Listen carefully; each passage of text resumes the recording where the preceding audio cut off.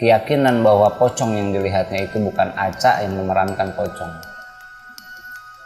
Tak cukup sampai di situ, Mandra juga menjelaskan lebih rinci bagaimana dirinya bisa mengira hal itu sungguhan. Yakni karena dirinya tiba-tiba mencium bau anyir yang biasa keluar dari mayat. Padahal Aca Septiasa tentu tidak berbau demikian. Assalamualaikum warahmatullahi wabarakatuh. Jumpa lagi di Ranah Jawa, channel yang khusus membahas beragam cerita spiritual, mistis yang pastinya unik dan tidak masuk akal logika. Masih dengan gue, Njung, dan masih ditemani oleh Isan. Kabar Isan? Alhamdulillah baik. Thank you nih udah mau datang lagi nih. Iya. Kali ini kami akan membahas sedikit kejadian dan latar belakang dari sebuah film yang sedang hype dan masih tayang di beberapa bioskop yang berjudul Mumun. Menurut lo gimana sih? Boleh tuh bang, karena mungkin ada tambahan sedikit dari pengalaman gue dulu. Kalau ada pengalaman? Ada sedikit pengalaman juga. Mungkin bisa ditambahin nanti ya. Mungkin bisa ditambahkan. Oke guys, tetap di sini, jangan kemana-mana.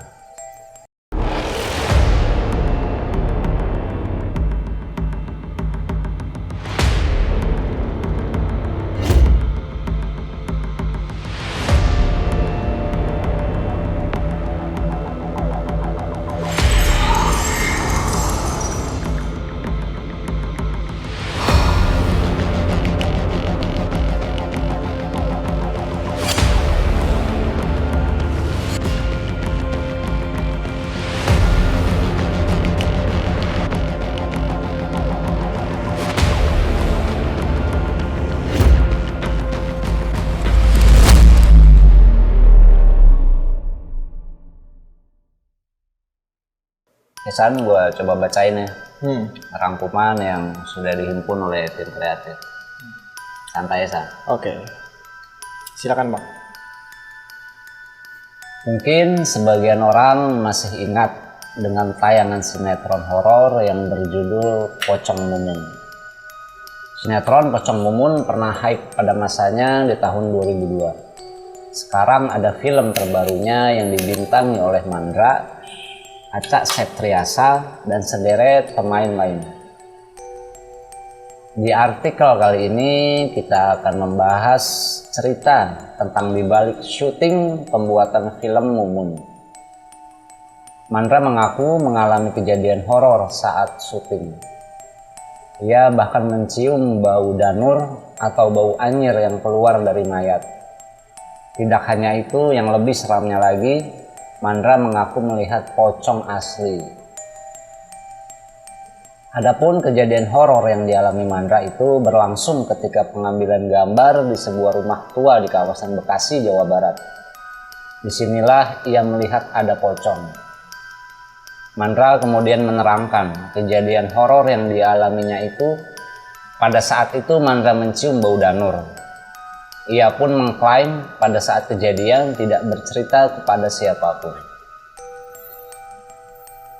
Mandra menuturkan bahwa kejadian horor yang dialaminya itu baru diceritakan ke rekan pemain dan kru-kru setelah film akan tayang. Ia memilih untuk merahasiakannya agar tidak menebar rasa takut. Di samping itu, Mandra diketahui juga sempat berdiskusi dengan sang sutradara film Mumun, yakni Rizal Mantovani, terkait tentang kejadian horor tersebut. Rupanya sosok pocong yang dilihat oleh Mandra itu terekam kamera. Mandra lantas mengungkapkan bahwa kejadian horor yang dialaminya itu berlangsung sekitar pukul 2 dini hari. Keyakinan bahwa pocong yang dilihatnya itu bukan Aca yang memerankan pocong. Tak cukup sampai di situ, Mandra juga menjelaskan lebih rinci bagaimana dirinya bisa mengira hal itu sungguhan. Yakni karena dirinya tiba-tiba mencium bau anyir yang biasa keluar dari mayat. Padahal Aca Septiasa tentu tidak berbau demikian. Nah, di situ Aca kan langsung naik dan bakal satu frame. Pada saat gua bantu naik, Aca, tapi apa yang terjadi? Aromanya bau busuk dan anyir dalam hati. Kok Aca baunya kayak gini? Ungkap Mandra. Meski begitu, Mandra mengaku tak langsung bilang ke Acha Septriasa karena takut tersinggung. Namun belum berhenti sampai di situ. Setelahnya Mandra tampak didatangi sang sutradara film tersebut, yakni Rizal Mantovani, yang rupa-rupanya juga merasa ada yang janggal dengan sosok pocong yang dikira Acha Septriasa. Sampai si sutradara nanya gue berkali-kali, gue perhatiin bukan Aca tapi wujud pocong itu, pungkas Mandra. Mandra menambahkan lokasi syuting Rumah Tua untuk film Mumun memang dikenal angker oleh masyarakat sekitar. Tidak hanya itu, bahkan tidak ada warga yang berani lewat di depan lokasi syuting saat menjelang malam tiba. Acha Septriasa juga membongkar pengalaman mistis dan mengerikan saat syuting film Mumun. Kengerian yang dirasakan Acha Septriasa ini terjadi ketika ia menjalani syuting di sebuah pemakaman keramat dan rumah tua. Pengalaman mistis dan tak masuk akal ini dirasakan saat dirinya beradu peran dengan Haji Mandra dan Volan Humonggiu. Dan saat melakukan penayangan hasil syuting, Aca merasa merinding karena banyak pengambilan gambar jarak dekat yang telah disunting. Makanya kok banyak shoot yang aku nggak diliatin close up-nya. Aku bingung kan, kenapa kok karakter Aca ini dari belakang terus gitu. Tapi ternyata itu VT-nya berbahaya. Jadi yang direkam itu bukan Aca, tapi penampakan, ungkap Aca. Kejadian mistis di lokasi pemakaman dan rumah tua tersebut diketahui Acha Septriasa usai syuting selesai. Hal tersebut sengaja dirahasiakan oleh Rizal Mantovani, sang sutradara, dan Mandra agar seluruh tim, terutama Acha yang berperan sebagai pocong Mumun, tetap fokus hingga syuting selesai. Nah, itu beberapa kejadian yang dialami para pemain saat syuting. Iya. Tapi ternyata ada beberapa artikel yang sudah dihimpun oleh tim kreatif. Ternyata kisah Mumun ini memang kisah nyata, yang pernah terjadi. Oh, kisah nyata ya Bang? Tuh, Ada cerita kisah nyatanya? ada. Kita Boleh lanjut aja tuh, Bang. baca ya. Lanjut Bang. Pocong Mumun ternyata benar ada di Indonesia. Mumun yang memiliki nama asli Maimunah adalah seorang wanita pemilik warung di pinggir jalan. Pada suatu malam yang sepi, Mumun masih berada di warungnya sendirian. Biasanya wanita cantik yang bernama Mumun ini menjaga warung tersebut ditemani oleh keluarganya. Namun pada malam itu keluarga Mumun sedang berada di luar kota karena ada suatu urusan. Pada saat Mumun jaga warung kopi sendirian, ada seorang pemuda yang sedang minum kopi di tempat tersebut. Rupanya pemuda ini sangat menyukai Mumun karena kecantikan yang dimiliki olehnya. Pemuda tersebut hendak bermaksud jahat kepada Mumun. Ia berencana ingin membalas dendam karena pernah ditolak cintanya oleh Mumun.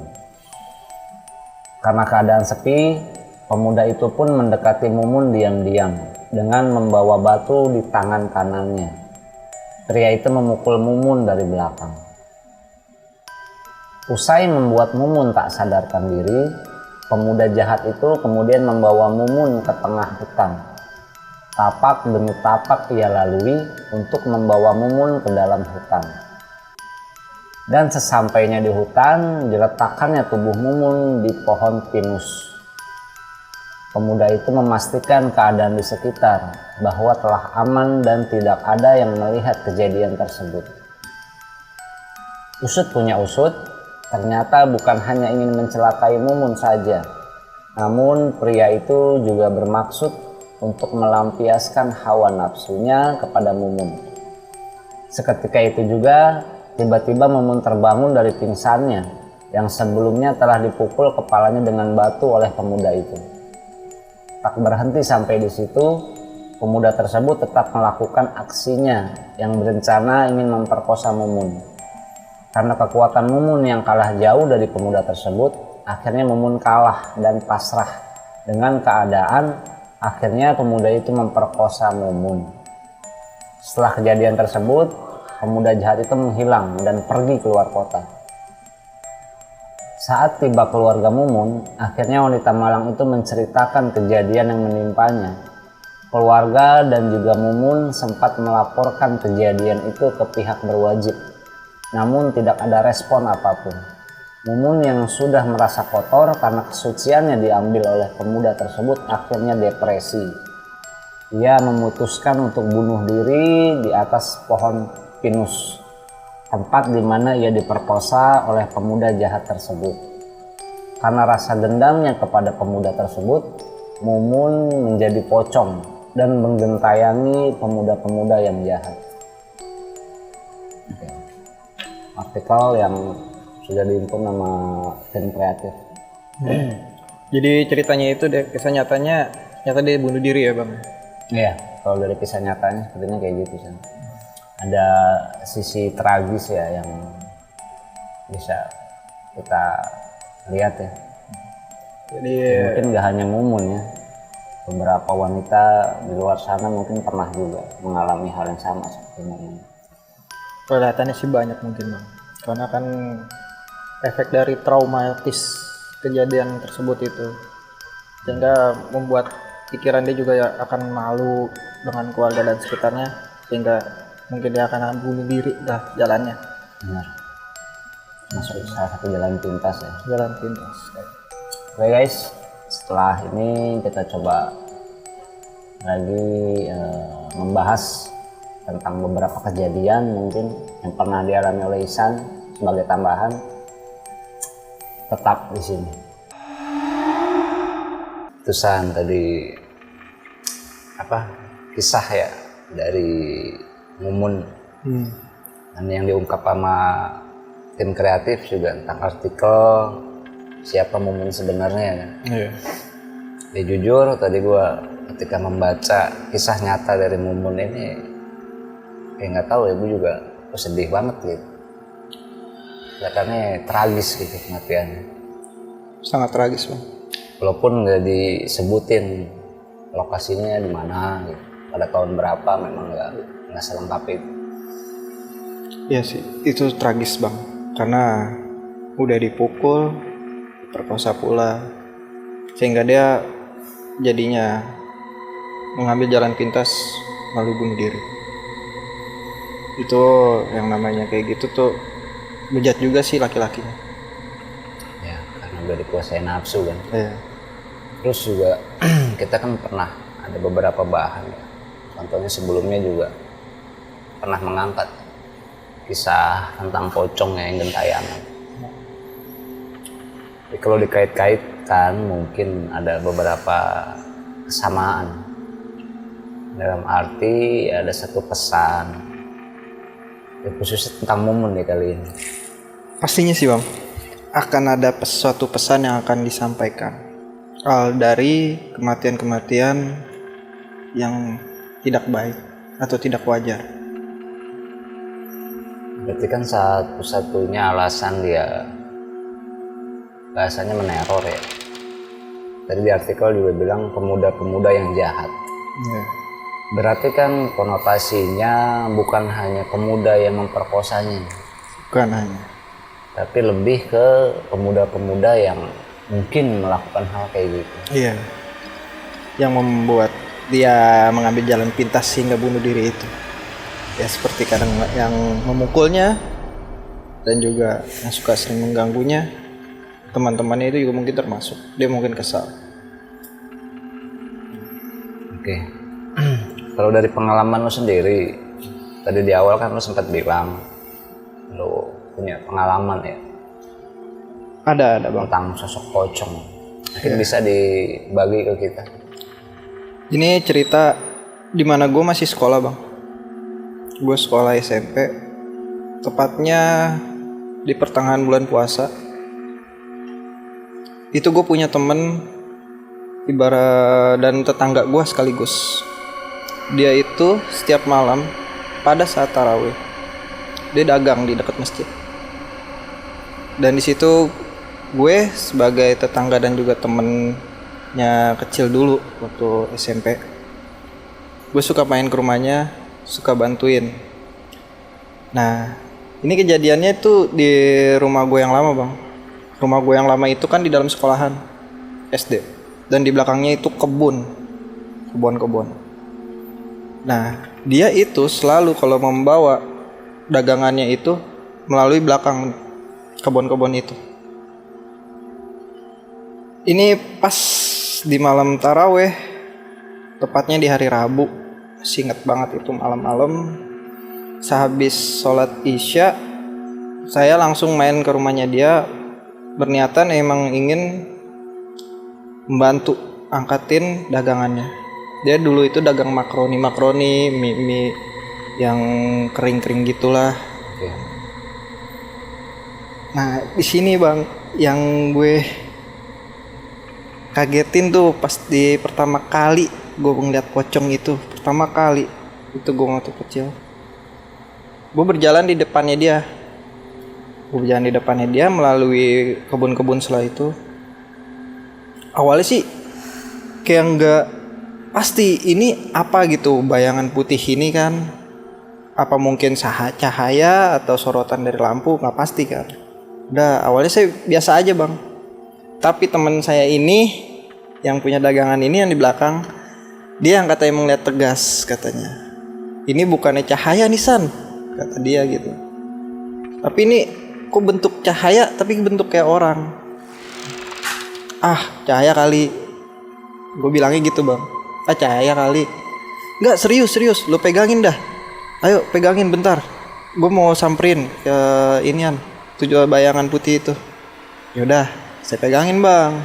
Ingat banget itu, saya pegangin dagangannya. Dia nyamperin. Tuh nggak lama, sepintas emang pas dia mendekat itu langsung kayak terbang ke atas gitu Bang. Sosok itu Bang. Tapi pocong emang itu. Dia bilang sih pocong, karena dia nyamperin, negesin paling dekat. Dia langsung pas terbang kayak gitu, dia langsung lari. Nyamperin saya, langsung ninggalin ke saya ini. Ini dagangan saya masih pegang. Dia langsung ninggalin lari. Nah dari situ kan saya mau lari juga gimana gitu. Udah kagetan dia udah lari kayak gitu kan. Udah mau nggak mau saya lempar itu dagangan. Udah saya kejar dia. Tungguin ya kan, karena waktu dulu kan masih sekolah, masih kecil kan, hal kayak gitu kan apalagi kayak ditakut-takutin gitu udah takut, langsung buru-buru lari kan. Langsung lempar aja dagangan ini. Kenapa? Itu pocong anjir, kata dia gitu kan. Itu pocong. Emang lu nggak tahu? Ah nggak tahu, kirain cahaya, saya pikirin gitu kan. Ah udah. Terus dagangannya mana? Gue tinggal. Aduh goblok, gue nggak berani. Balik lagi, ambil cepetan. Ya gue juga gak berani kan waktu kecil gitu kan. Nggak berani. Ya udah mau nggak mau kan, orang tuanya dia gitu. Orang tuanya dia nyamperin tuh lagi di tempat dagangan itu, ngomong anaknya langsung, "Mah, dagangan jatuh di kebun." "Kok dijatuhin?" kan diomelin gitu. "Iya, ngeliat inian mah, pocong," kata anaknya. Teman saya itu anaknya. Ya udah mau nggak mau akhirnya ibunya yang ngambil itu dagangan, balik lagi ke kebun. Kita udah nggak berani lagi balik lagi itu ngambilin dagangannya. Sampai namanya tutup tuh dagangan, kita nggak berani namanya bawa lagi tuh dagangan ke rumahnya gitu. Kita harus kayak model muter dulu Bang, jauh. Tapi setelah itu udah nggak pernah lihat lagi tuh Pawano atau lo di setelah itu kebun itu. Setelah itu sih kalau gue pribadi sih udah nggak pernah lihat lagi. Tapi kalau temen gue itu katanya sih suka kadang-kadang katanya, karena belakang pintu rumahnya dia itu langsung tembusnya ke kebun itu gitu. Jadi kadang-kadang kalau di saat dia mau ini nih, mau lewat belakang, dia langsung kadang-kadang suka ngeliat pas buka pintu belakang itu. Jadi sering juga. Gak terlalu sering, hanya kata dia kadang-kadang juga. Kadang-kadang dia suka pas buka pintu itu biasa aja kan, ini kadang-kadang dia nongolin gitu. Tapi kalau saya habis kejadian itu saya udah nggak mau berani bantuin lagi. Tapi menarik loh, maksudnya kisah pocong ini ya sebenarnya banyak versi ya, dari beberapa narasumber yang pernah datang juga. Ada lah yang cerita tentang sosok pocong, ada yang sifatnya pocong ini dikirim buat nakut-nakutin satu keluarga, ada juga sifatnya yang spontan, jadi memang ditemui itu. Ada juga kisah yang diteror satu kampung. Kalau kita ambil juga kesimpulan dari film Mumun, ini kan lebih ke penasaran. Ada terornya juga sih kayaknya sih Bang. Iya, maksudnya timbulnya awalnya dari penasaran dan balas dendam kan. Tadi kita angkat kisah nyatanya Maimunah. Coba kalau dirangkum lagi ya, maksudnya menurut gua ada banyak faktor sih ya, mungkin yang menyebabkan sosok pocong ini kayak identik banget gitu. Tapi kalau misalkan pocong faktor, misalkan ada nih Bang, kayak orang-orang pernah suka bilang lupa akan dilepas ikatannya, itu gimana itu Bang? Itu seperti kisah yang pernah gue tayangin sebelumnya. Gue dapet cerita dari salah satu kawan lah, ranah Jawa. Berarti itu benar ya? Di situ pun dibuat statement nggak karena hal itu juga. Jadi kalau cerita itu kan karena ada satu wasiat yang nggak dijalankan. Dan gue juga sebenarnya pernah punya pengalaman soal sosok pocong. Saat gue masih kecil dulu. Jadi dulu ya namanya kita kecil kan sering juga main-main yang ya horor-hororan lah ya kan. Iya. Kita main jalangkungan, main apa gitu. Tong setan lah itu ada. Ada salah satu senior saat itu yang ngasih tahu begini, lo mau nggak didatengin sama pocong? Gimana tuh Bang caranya? Lo cari kain kafan, lo cari jantung pisang, lo ikat tuh kain kafan, jantung pisangnya pakai kain kafan. Saat itu gue inget gue berlima, dilaksanain tuh ya, namanya kita masih bocah ya, masih anak-anak ya. Nah, salah satu, hampir 2 orang teman gue setelah malamnya itu didatengin, minta dibukain itu jantung pisang. Walau alam ya guys ya, tapi ini pengalaman pernah gue alamin juga saat gue masih kecil. Jadi mungkin satu mitos yang biasanya sosok pocong ini berdiamnya di pohon pisang. Kebanyakan sih gue juga pernah denger kayak gitu Bang. Ada juga rumah kosong. Bahkan ya naik gunung juga kan banyak juga kan. Padahal nggak ada sangkut paut itu. Karena di atas gunung itu kan nggak ada pemakaman kan. Nggak ada. Ada sih Bang. Itu pemakaman mungkin yang orang dahulu ya. Ada. Itu kalau sampai di kain kafan apa segala macam. Ya, itu sih pemikiran gua aja San. Nah, terus lanjut ke temen lo tuh akhirnya trauma setelah itu. Kalau temen gue sih awalnya sih trauma Bang, karena abis itu dia cerita ke bapaknya, karena bapaknya itu ketua yayasan Bang, yayasan yatim piatu. Ibaratnya dia agamanya ada kuat. Dia cerita ke bapaknya, sama bapaknya langsung dikasih minum, bacaan, terus sambil dinasehatin. Dan dari situ, habis dari bapaknya itu, dia udah sedikit berani untuk ini. Tapi saya nggak berani tetap. Tapi dia sendiri berani. Hanya dia kadang-kadang suka cerita, gue kadang-kadang masih suka ngeliat San, kata dia. Tapi gue mau samperin, gue nggak berani. Ya udah, gue jadi cuek aja lah, jalannya aja. Gue suka masih ngeliat, kata dia gitu. Berarti memang penghuni situ ya, kita bisa bilang ya. Kayaknya sih Bang, karena di daerah rumah gue itu dulunya itu emang serem Bang, kebunnya itu. Dibilang emang serem. Karena itu kebun, kalau menurut cerita-cerita dari daerah gue, dan kalau dilihat dari map pun, itu titik kebun itu udah kayak tusuk sate Bang.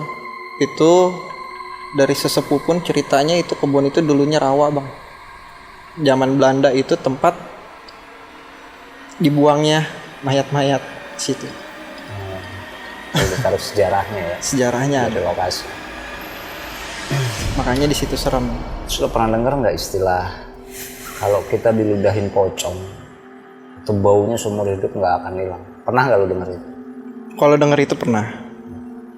Tapi kalau untuk percaya untuk seumur hidup saya nggak percaya. Pernah ada pengalaman kerabat atau Kalau pengalaman sih nggak ada. Tapi kalau untuk hal saya, pemikiran logika saya sih, kalau untuk seumur hidup diludahin pocong baunya seumur hidup itu saya nggak percaya. katanya kan harus apa ya, baju yang dikenain juga harus dibakar. Iya. Harus benar-benar telanjang bulat tuh bahasanya Iya. yang dipakai walau alam ya itu yang tambahan aja. Lu sendiri udah nonton nih film Mumun? Dulu sih nonton yang sinetron bang, iya, yang ada di itu TV lah itu. Kalau yang kan dulu kan. iya, kalau yang sekarang mah belum nonton. Tapi kalau yang dulu pernah suka nonton. Oke, lo wajib nonton San, karena filmnya wah, seru banget. Insya Allah nanti gue bakal nonton. Oke, sampai situ aja kita bahas kali ini ya San ya. Oke. Thank you buat waktunya San. Oke guys, sampai di sini pembahasan kita kali ini tentang film Mumun. Semoga kawan-kawan semua terhibur dan mohon maaf bila ada kesalahan dalam penyampaian dari kami. Dukung terus channel kami dengan cara like, komen, dan subscribe. Sampai bertemu di episode selanjutnya. Wassalamualaikum warahmatullahi wabarakatuh.